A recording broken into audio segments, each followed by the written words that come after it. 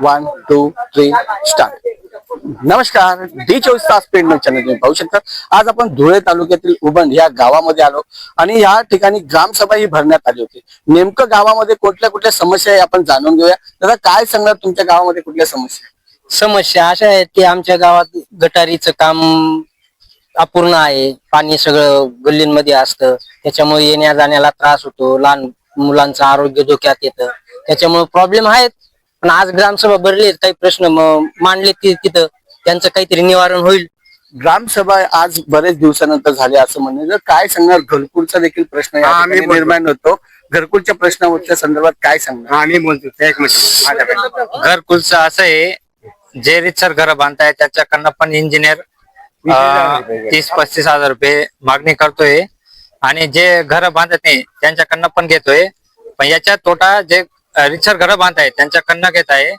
तर गव्हर्नमेंट आपल्याला 1,20,000 देते. त्याच्यात 1,20,000 मध्ये इंजिनियर 30,000 रुपये घेऊन जाईल, तर समोरचा लाभार्थी घर कसं काय बांधेल? 1,30,000 मध्ये 30,000 इंजिनियर घेऊन जातो. इंजिनियरचं नाव काय?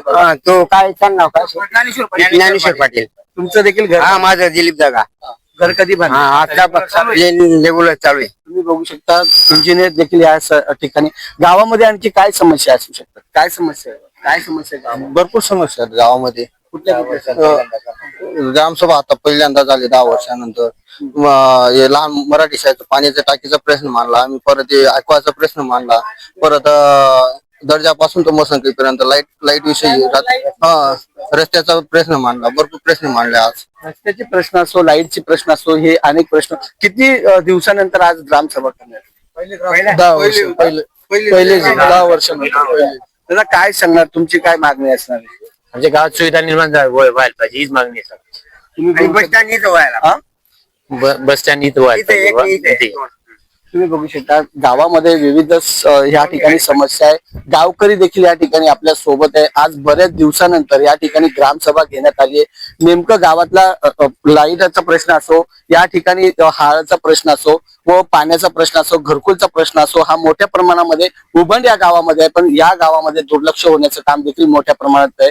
कारण अशिक्षित लोक असल्यामुळे या ठिकाणचं प्रश्नचिन्ह या ठिकाणी निर्माण होते आणि लवकरात लवकर या गावाला सुख सुविधा मिळावी अशी देखील मागणी या ठिकाणी आहे.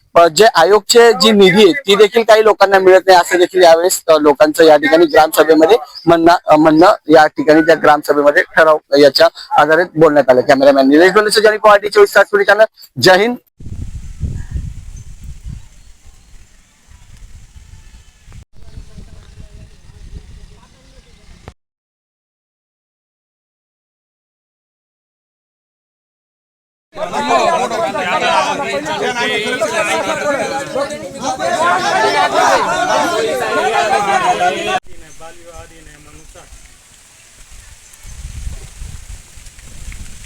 विवाहाच्या वेळी मुलीचं वय हे 18 वर्ष पूर्ण आणि विवाहाच्या वेळी वराचं वय हे 21 वर्ष पूर्ण असणं